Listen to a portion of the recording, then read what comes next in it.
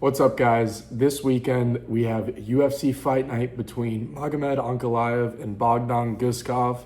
I'll be going over the whole card and giving my thoughts and predictions on the fights. For the first fight, we have Cody Gibson versus Abdul Hussein. I believe this is Abdul Hussein's debut fight. He's a fighter out of Finland. And I have him winning by an early finish. I think Cody Gibson is absolutely washed at this point in his career. After that Ariq Lang fight, I thought that Ariq Lang was good at fighting. He immediately was knocked out and charged in like a total dumbass. And this guy, Abdul Hussein, is 15-2. He's got 5 wins by knockout, 9 by submission, 11 in the first round. And he's 15-2. Cody Gibson, throughout his career, also has had a habit of sticking his head right into a guillotine. And if he doesn't get knocked out, I see him panic wrestling himself into a guillotine. I think Abdul Hussein wins by whatever he wants to, honestly. It's kind of a layup fight, in my opinion. So give me Abdul Hussein by first round finish. The next fight on the card, we have Ankalaev versus Mike Davis.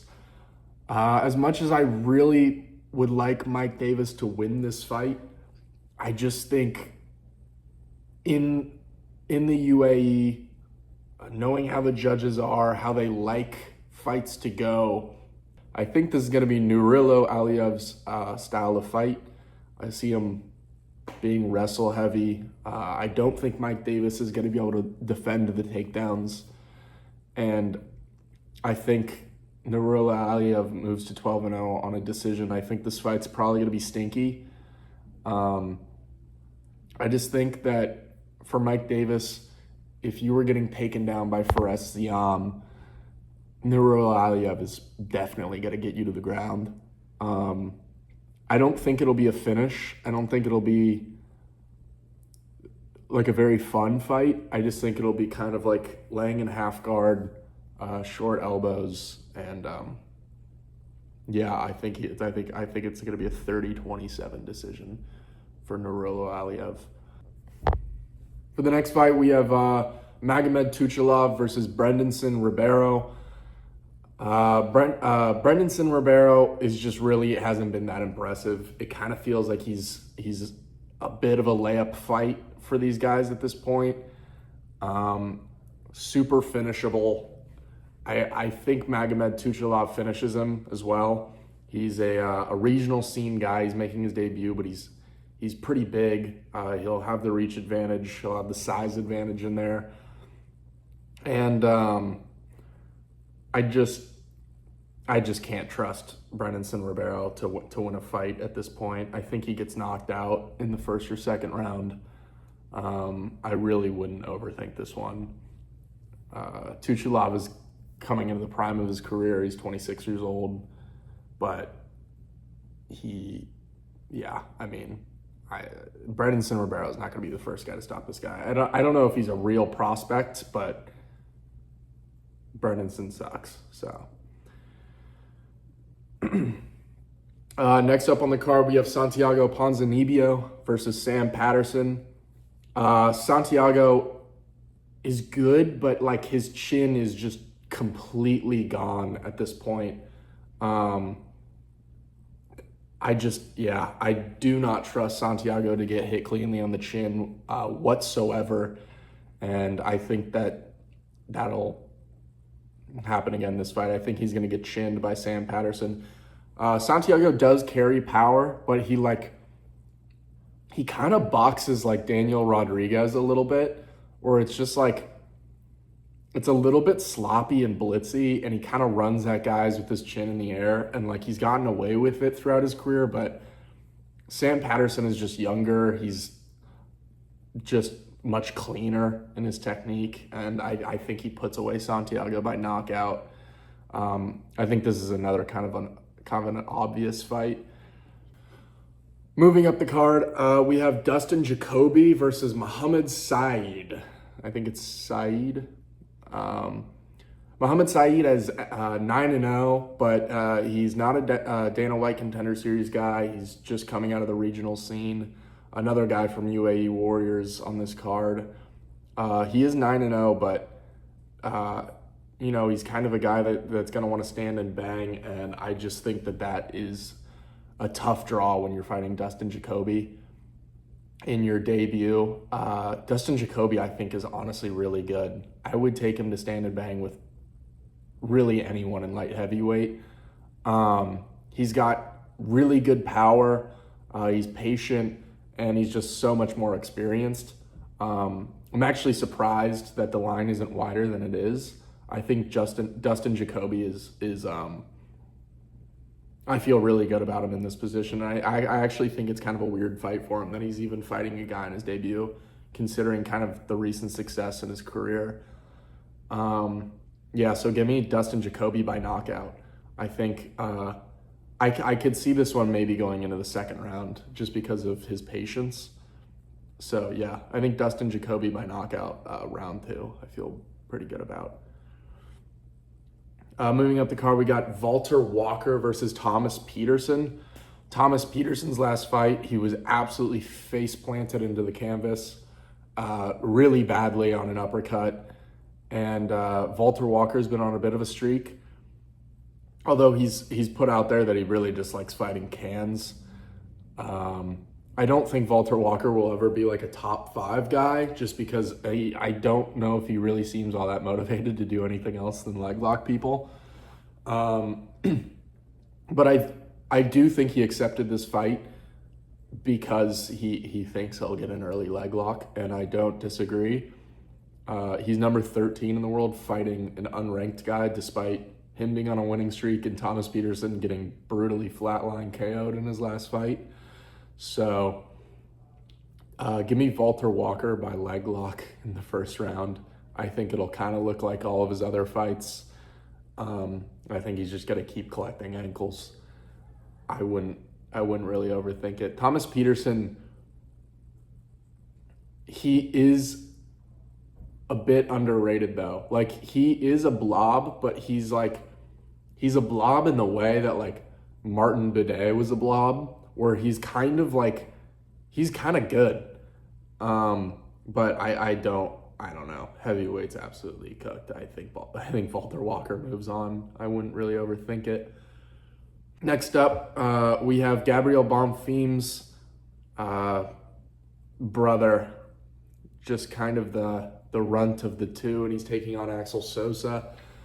I don't know. Ishmael's just not that impressive to me. I don't think he's better than his brother at anything. And Axel Sosa did look good in his last fight. He did lose to Mason Jones, but Mason Jones, in my opinion, is like a bit Tommy McMillan-esque, where unless you can absolutely flatline KO him, you will succumb to the pressure and lose. So the fact he was able to hang in there for all 3 rounds, take the first round off of him, and then make the rest of the fight competitive, I think is a really good sign. I don't see Ismail really having anything for him. I don't know. I can see this one. I can see Axel Sosa getting ahead. Also, Axel Sosa is fighting down at lightweight for this fight. I think he'll be the bigger guy. I think he'll hit harder. He's clearly very durable. And I think this is going to be an underrated fight. I think Axel Sosa by decision, or Axel Sola by decision, but I wouldn't be surprised if he gets it done by knockout in the later rounds, maybe round 2 or 3. Next up, we have Abubakar Vagiev versus Sagid is a guy.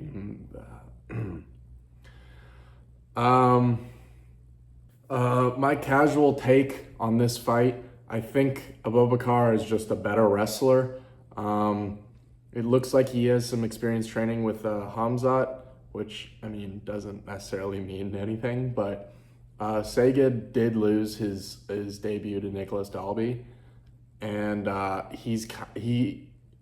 what worries me is he has so many career wins by submission, and I think the trap these guys fall into is they're like, you can take me down and I'll just play off my back. He has wins by armbar. He has a Bravo choke, which is kind of insane. But I think I just see Abubakar taking him down, laying him in half guard, and Sagid trying to work off his back, and I don't think it's gonna work. He's also just not much of a power puncher, so it's not like he's at some like big finishing potential. So I think Abubakar is going to win a decision here. That's the vast majority of his wins. I think he'll be another addition to the roster that people are not excited for. Next up, we have Rizvan Kuniev versus Tyrell Fortune.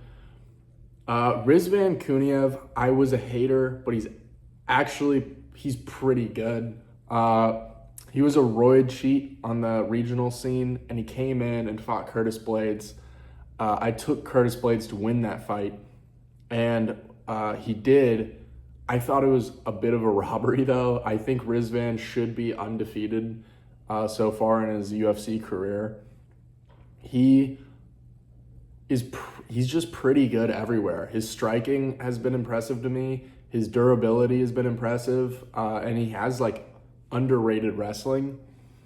I don't see Tyrell Fortune being some guy that's going to have some like impressive career in the UFC. I think he'll be kind of like a 10 to 15 ranked marauder. But I do see Rizvan potentially being a top 5 guy. And I think he shows it here, especially if it hits the scorecards. I think where the fight's taking place, he will be given the edge by the judges. And I think he gets it done here. I think he gets it done by decision. So I would take Rizvan by decision. I think it'll be 30-27. I think he'll mix in the wrestling better. And I think he can go technique for technique with Tyrell on the feet. I don't see much finishing potential from Rizvan, and I think his durability is good enough to survive Tyrell. So give me Rizvan Kuniev 30-27 decision. This fight I'm actually quite excited for. We have the debut of Chanko versus Damian Rizbeki. Rizbeki is not a slouch on the feet at all. He's a good fighter, but I think Chanko is a guy, he's a prospect that the UFC wants to have an impressive debut, and I think he will. Unfortunately, I don't think Chanko has like that much finishing potential. On his Contender Series fight, he landed so many clean shots on the guy and didn't seem to hurt him all that much. He's a bit of a volume guy, and I think that'll serve him well here. I see another decision. I think it'll be pretty dominant though, where maybe Damian is like barely hanging on by round 3, but I think it'll be a Chanko decision, 30-27. I don't think Chanko will have an issue until he runs into a guy that's like a real power puncher in the lightweight division. So give me Chanko 30-27. Next up, we have the Mogger himself. We have Islam Dulatov versus Wellington Turman. This is honestly probably the biggest mismatch on the card outside of the first fight with Cody Gibson. I think Islam's going to absolutely destroy this guy. Wellington Turman is honestly just not impressive anywhere. And he's not all that durable. I think Islam is going to hit hard enough. He's going to be rangy, and I see an early knockout for Islam in rounds 1 or 2. I think he'll come out unscathed, honestly, and ready for the runway. For the co-main event, we have Steve Erceg versus Ramazan Timirov. I'm actually shocked that this fight is at pick'em odds. I love Steve Erceg, but this is an awful matchup for him. Steve Erceg does have super clean boxing. He mixes in takedowns well, but those takedowns are going to be a non-factor against a guy like Ramazan Timirov. This fight will play outstanding as long as Ramazan wants it to play outstanding, which I think he will. And I don't trust Steve Erceg's chin whatsoever. He got badly put out by Kai Kara-France. Pantoja's not much of a power puncher. And then I took Ode Osborne over him, and he was on the brink of getting slimed out round one by Ode Osborne. Ode Osborne does hit hard, but so does Ramazan. I think Steve Erceg does have a hard time getting going against power punchers. Even against Tim Elliott, it took him a while before he was comfortable and settling down on his combinations. And I just see Ramazan absolutely chinning him badly when he tries to sit down on one of his combinations. And I think this is a no-brainer. I think it's Ramazan by knockout. I think Steve Erceg gets slimed out, unfortunately, and the run ends there. But I do like Steve, but I just think this is kind of a nightmare matchup for him. I think it'll be really similar to the Kai Kara-France fight. And then for the main event, we have Magomed Ankalaev versus Bogdan Guskov stepping in on short notice. He was supposed to fight Jan Blachowicz, but he decided to take this fight instead after Khalil Roundtree fell out. My initial prediction was Magomed Ankalaev to beat Khalil Roundtree. I think Khalil has cardio issues. But now that it's Bogdan Guskov, I'm actually not worried about the cardio really at all. I think Bogdan is super underrated, honestly, and I think he's on the level of Magomed Ankalaev. People like to look at Ankalaev and assume that he is going to smell your crotch for 5 rounds, but that's really just not the case. He really doesn't shoot takedowns at all. He will keep it standing. He will press you up against the fence and waste time there. That's kind of where his control comes from, but I don't really see that being that big of an issue against Bogdan Guskov. I think there will be plenty of moments where either of them can get ahead on damage. And I'm actually leaning towards Bogdan Guskov. I think him being a 5-1 underdog is super disrespectful. He carries the power to seriously hurt Ankalaev, and I think he will at a point in this fight. He dropped Jan Blachowicz pretty badly, although Jan did come back and hurt him later in the fight. But I think I want Bogdan to win, honestly.